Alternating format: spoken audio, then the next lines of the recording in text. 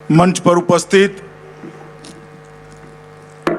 असम के लोकप्रिय मुख्यमंत्री श्रीमान सर्बानंद सोनोवाल जी, असम के वित्त एवं स्वास्थ्य मंत्री हेमंत बिस्वा शर्मा जी, भारत सरकार के मंत्रिपरिषद में मेरे साथी श्रीमान रामेश्वर तेली जी, असम सरकार के मंत्री और असम गण परिषद के नेता श्री अतुल बोरा जी, भारतीय जनता पार्टी के अध्यक्ष श्री रंजीत दास जी, हमारे प्रभारी श्रीमान जयंत पांडा जी, श्री केशव महंत जी, श्री कामाख्या त्यासा जी, श्री पीयूष हजारिका जी, श्री नाबा डोले जी, श्री राजेंद्र गोहेई जी, मंच पर उपस्थित भारतीय जनता पार्टी के सभी वरिष्ठ जन और आज इस पवित्र भूमि पर श्रीमंत शंकरदेव के प्रति हम सब श्रद्धा व्यक्त करने आए हैं, तब इतनी बड़ी संख्या में उपस्थित प्यारे भाइयों और बहनों, आप सभी को मैं नमस्कार कर मेरी बात की शुरुआत करना चाहता हूं। आज मैं जब यहां उपस्थित हूं तब मेरे लिए बहुत सौभाग्य का दिन, क्योंकि मैं भारत से पश्चिमी क्षेत्र गुजरात से आया हूं। वहां पर भी श्री कृष्ण और वैष्णव परंपरा का बहुत बड़ा प्रचार प्रसार और अनुयायी, और आज मैं पूरब में छेक आसाम में आया हूं, जहां श्रीमंत शंकरदेव ने नव वैष्णव परंपरा की स्थापना कर वैष्णव परंपरा को प्राणवान बनाने का काम किया था। उन्हीं के जन्म स्थान पर आज मैं आया हूं। मित्रों, मेरे लिए बहुत सौभाग्य का दिन है, क्योंकि यहीं से एक नई शुरुआत हुई। असम को एक नई भक्ति संस्कृति देने की शुरुआत श्रीमंत शंकरदेव ने की और माधव देव जी ने इसको आगे बढ़ाया। और आज यहां पर दोनों क्षेत्राधिकार उपस्थित है, उनके श्री चरणों में मैं भी प्रणाम कर उनके आशीर्वाद मांगना चाहता हूं कि श्रीमंत शंकरदेव के विचारों को, उनके भक्ति आंदोलन को हम न केवल असम, पूरे देश भर के अंदर आगे बढ़ा पाए और उसको लोगों के लिए एक प्रेरणा का स्थान बना पाए। मित्रों, आज यहां जब आया हूं वटद्रवा की ये पवित्र भूमि पर, ये श्रीमंत शंकरदेव का आविर्भाव भूमि है, जहां श्रीमंत शंकरदेव ने मानव स्वरूप लेकर न केवल असम, पूरे भारतवर्ष को भक्ति करने का, ईश्वर के साथ अपने आप को जोड़ने का एक नया रास्ता दिया। मित्रों, श्रीमंत शंकरदेव ने भक्ति आंदोलन को तो खड़ा किया, इसके साथ साथ उन्होंने भारत की एकता के लिए भी कई सारे काम किए। जब श्रीमंत शंकरदेव का ये वाक्य याद करते हैं तब मालूम पड़ता है कि भारत माता के प्रति उनका कितना बड़ा लगाव था। उन्होंने कहा, कोटि कोटि जन्म अंतरे जाहर आसे महापुण्य राशि, शीश कदाचित मनुष्य होवे भारत वरिसे आसी। इसका मतलब है कोटि कोटि जन्म तक आप पुण्य करते हैं और महान पुण्य का योग होता है, वे ही कदाचित ये पवित्र भारत वर्ष में जन्म लेने के अधिकारी होते हैं। मित्रों, इन्होंने ये पूरे पूर्वी क्षेत्र को कितनी दूरदृष्टि के साथ भारत के साथ जोड़ने का प्रयास किया, और उसी को देखते हुए महात्मा गांधी ने आजादी के आंदोलन के वक्त एक बहुत बड़ा वाक्य श्रीमंत शंकरदेव के लिए कहा, असम सही में बहुत भाग्यशाली है कि 500 साल पहले यहां शंकरदेव ने जन्म लिया, जिन्होंने आसामियों का एक ऐसा आदर्श दिया जिसने राम राज्य की कल्पना को पुनर्जीवित किया है। शासन कैसा होना चाहिए, शासन का उद्देश्य क्या होना चाहिए? शासन का उद्देश्य गरीब, दबे, कुचले, उनको आगे बढ़ाने का होना चाहिए। राम राज्य की स्थापना का उद्देश्य से आगे बढ़ना चाहिए। और आज मुझे बहुत आनंद है कि इसी बजट में हेमंत विश्व शर्मा जी ने हमारे मुख्यमंत्री सर्बानंद जी के नेतृत्व में 180 करोड़ की लागत से युगों युगों तक श्रीमंत शंकर देव का यहां पर एक बहुत बड़ा स्मारक बनाने का काम किया है। और मैं बधाई देना चाहता हूं ये दोनों लोगों को, हमारे मुख्यमंत्री सर्बानंद जी और वित्त मंत्री हेमंत विश्व शर्मा को, कि सालों से ये स्थान राह देखता था, अरे कोई तो आए, 500 साल हो गया श्रीमंत शंकर देव के विचारों को, उनके बताए रास्ते को, उनके बनाए नव वैष्णव पंथ को एक पुनर्जीवित करे, उसको सम्मान दे और आने वाली सदियों तक पूरी आसाम और देश को रास्ता बताने का काम करे। 15 साल तक कांग्रेस की सरकार रही, मगर कभी श्रीमंत शंकर देव की भूमि को उन्होंने पुण्यस्थली मानकर उसको एक बहुत बड़ा स्मारक बनाने का काम नहीं किया। आपने 5 साल पहले भारतीय जनता पार्टी को मैंडेट दिया और हमारे दोनों नेताओं ने 100 साल तक श्रीमंत शंकर देव को संदेश को आगे बढ़ाने वाला काम किया। मित्रों, यह भूमि जो है वो स्वतंत्र सेनानी बागेश्वरी फुकनोनी, तिलक डेका, लखीकांत हजारिका, ठोगरुम सूद, बलोराम सूद, कोलाई कोच, होमोकांत बरुआ, हेमोरम पटोर, ये सभी लोगों की भूमि है जिन्होंने आसाम की अस्मिता के लिए जान दी। और ये भूमि भारत रत्न गोपीनाथ बरदोलोई की भी भूमि है, जिनके कारण आज आसाम भारत का अभिन्न अंग बना है। गोपीनाथ जी न होते तो शायद आसाम आज भारत के साथ जुड़ा नहीं होता। और मित्रों, हमारे अभी अभी एशियाई खेल में स्वर्ण पदक विजेता हेमादास नौगांव से ही है, गायक पापोन भी यहां से है। ये भूमि ने भारत को बहुत कुछ दिया है। श्रीमंत शंकर देव से लेकर गायक पापोन तक ढेर सारे लोगों ने भारत के संस्कार को, भारत की संस्कृति को मजबूत करने का काम किया है। मित्रों, आज श्रीमंत शंकर देव और श्री श्री माधव देव, ये दोनों के प्रयासों को आगे बढ़ाने के लिए, ये भक्ति आंदोलन को आगे बढ़ाने के लिए, ये नव वैष्णव आंदोलन के संस्कार को आगे बढ़ाने के लिए एक बहुत बड़ा काम यहाँ होने जा रहा है। और मुझे बहुत गर्व है और अभिमान भी है कि ये काम जब हो रहा है तब मैं यहाँ उपस्थित हूँ और यहाँ से नामघर में जाकर श्रीमंत शंकर देव के चरणों में मेरे श्रद्धा सुमन भी अर्पित करने वाला हूँ। मित्रों, श्रीमंत शंकर देव ने कला को, नृत्य को, नाट्य को, संगीत को, जो समाज जीवन की सहज वृत्ति प्रवृत्ति थी, उसको भक्ति के साथ जोड़ने का काम किया और भक्ति आंदोलन से पूरे समाज को जोड़ने का काम किया। और मित्रों, इसलिए मैं कहता हूं कि आज जो हम करने जा रहे हैं, ये युगों तक यहां पर इसको श्रीमंत शंकर देव के संदेश को आगे बढ़ाएंगे। सिर्फ यहां पर नहीं, श्रीमंत शंकर देव के जन्म स्थान पर नहीं, आसाम सरकार ने 8000 से ज्यादा नामघरों को जो 50 साल से पुराने हैं, उसको 2.5 लाख रुपया देकर नामघरों को मजबूत कर ये आंदोलन को नई दिशा बख्शे। और मैं तो चाहता हूं कि अभी भी कुछ दिन बाकी है, मुख्यमंत्री जी और हेमंत विश्व शर्मा यही है, ये संख्या 8000 से 25,000 तक कर दीजिए तो सालों तक श्रीमंत शंकर देव को विचार को आगे बढ़ाने का काम होगा।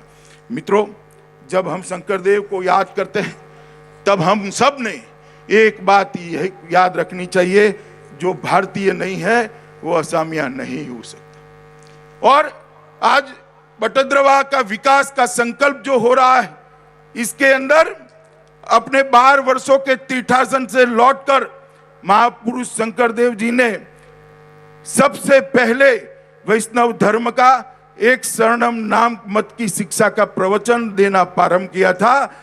यहाँ मणिकूट, कीर्तनगर, चारी हाटी निर्माण भी करवाया, वो जगह वो जो हरण वृक्ष है वहां पर ये स्मारक बनने जा रहा है।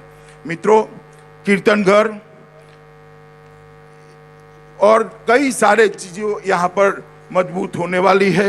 अतिथि गृह बनेगा, कला केंद्र बनेगा, खेलकूद परिसर बनेगा, सभागार बनेगा, यात्रियों को रहने के लिए निवास बनेंगे, एक बहुत अच्छा संग्रहालय बनेगा, स्वास्थ्य का देखभाल केंद्र बनेगा, बच्चों के लिए टॉय ट्रेन बनेगी और आकाश गंगा का सौंदर्यीकरण करते हुए संगीतमय फुव्वारा, प्रतिमा और मूर्तियों की स्थापना भी होगी और बहुत बड़ा संचार केंद्र भी बनने वाला है। अपने आप में एक परिपूर्ण स्मारक बनाने का काम हेमंत विश्व शर्मा और हमारे मुख्यमंत्री सर्बानंद सोनोवाल ने किया है। मैं भारतीय जनता पार्टी की ओर से, भारत सरकार की ओर से ये दोनों को बहुत बहुत बधाई और साधुवाद देना चाहता हूं। मित्रों, मोदी जी के नेतृत्व में पूरे उत्तर पूर्व के अंदर, न केवल आसाम, पूरे उत्तर पूर्व के अंदर विकास की नई शुरुआत की। एक जमाना था कि आसाम आंदोलनों से जाना जाता था, हिंसा से जाना जाता था, अलग अलग प्रकार के आंदोलन यहां पर खड़े होते थे। आज मोदी जी ने आसाम का गौरव बढ़ाने के लिए तो जो कुछ कर पड़े वो करा। आसाम का गौरव बढ़ाने के लिए मोदी जी ने पीछे मुड़कर कुछ नहीं देखा।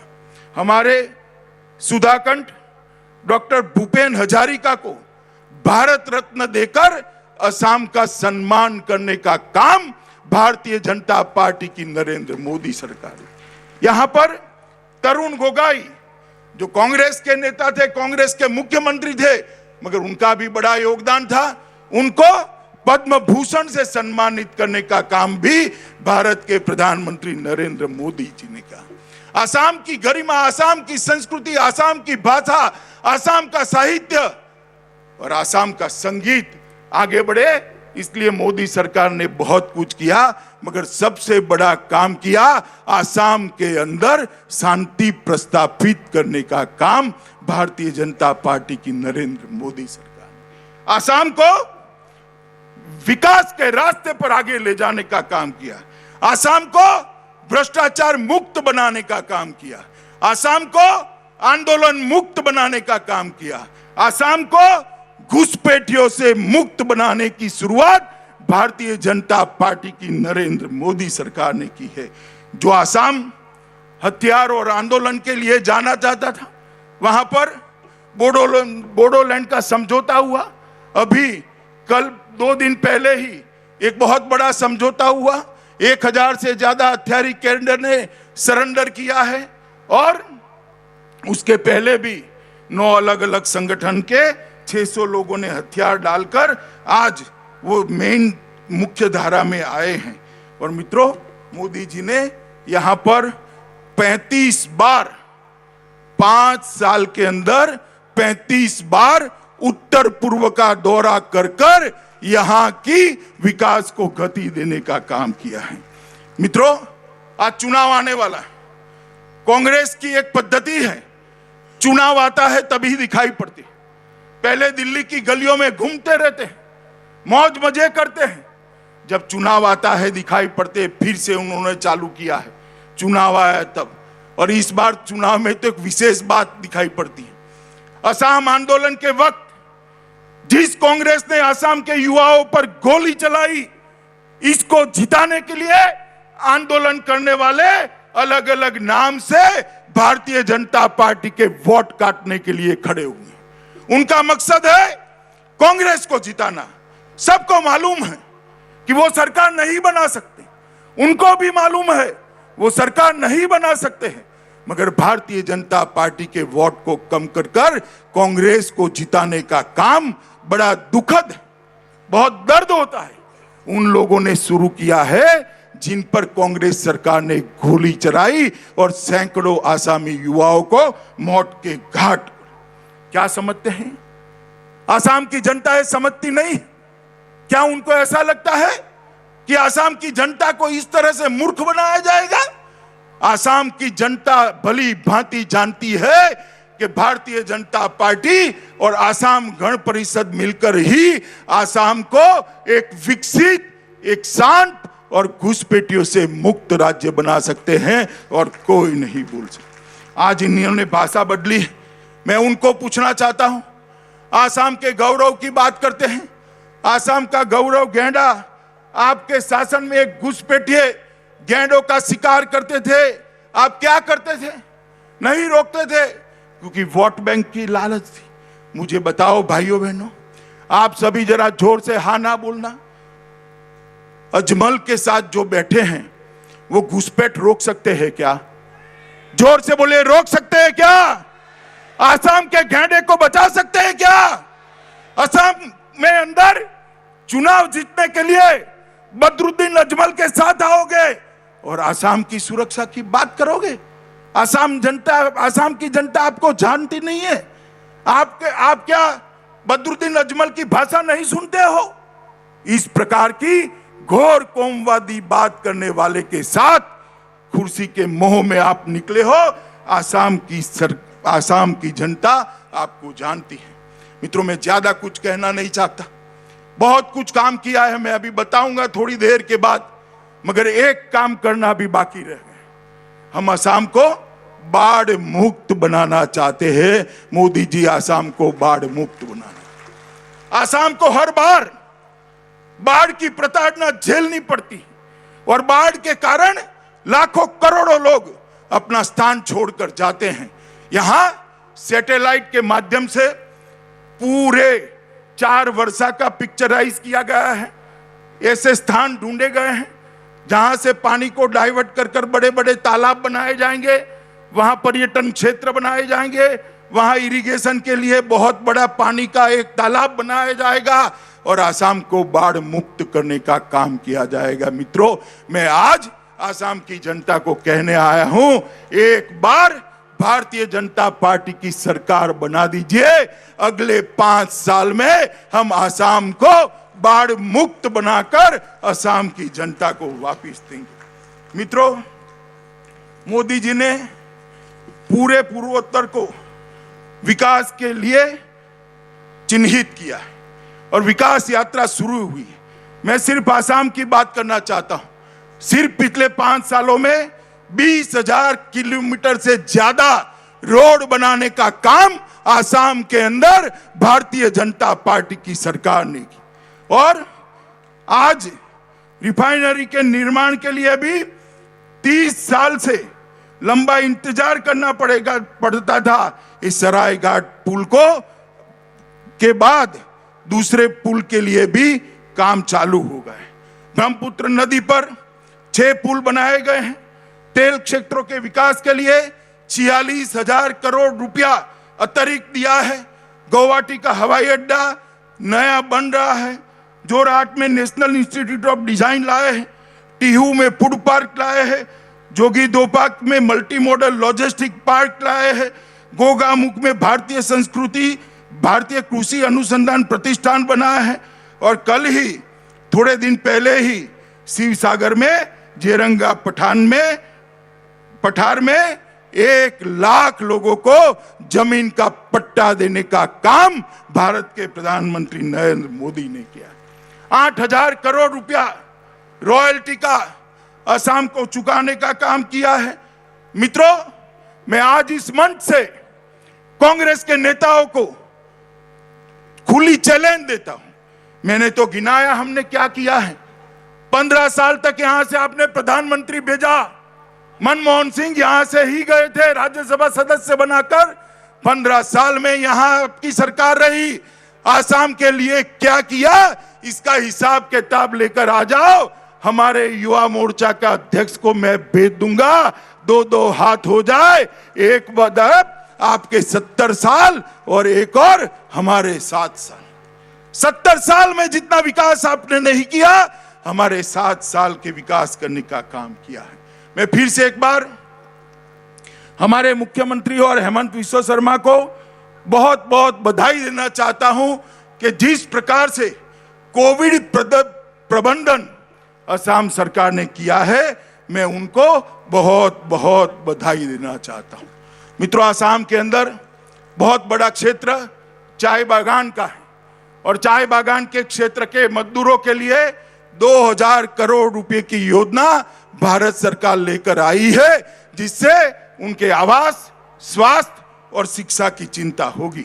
स्वास्थ्य के क्षेत्र की बात करूं तो गुवाहाटी में नया चिकित्सा महाविद्यालय खुला।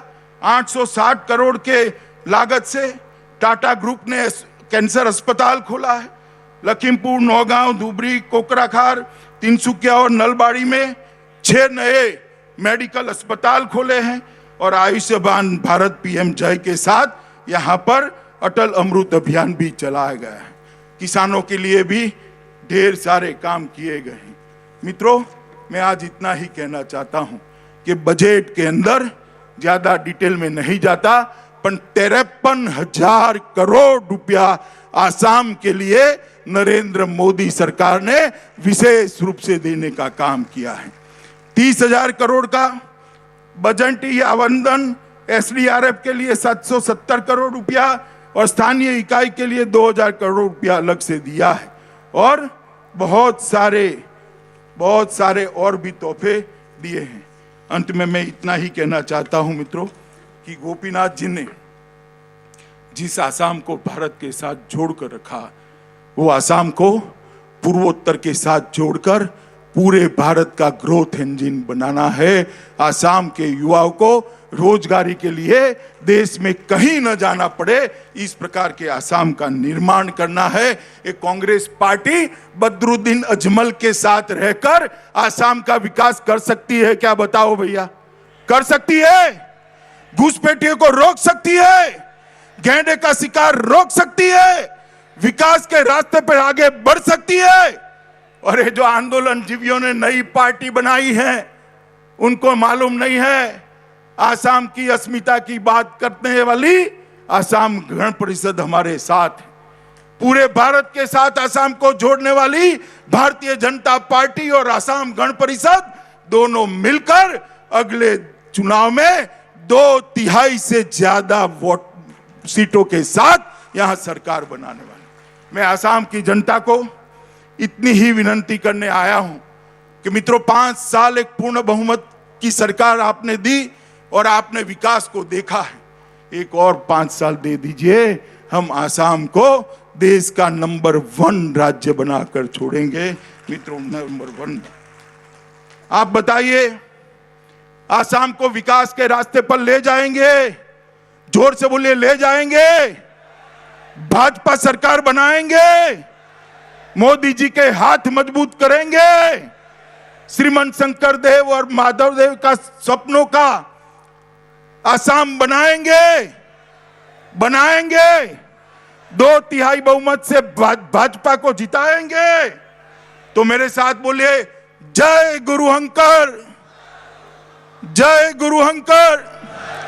भारत माता की, भारत माता की, भारत माता की। वंदे वंदे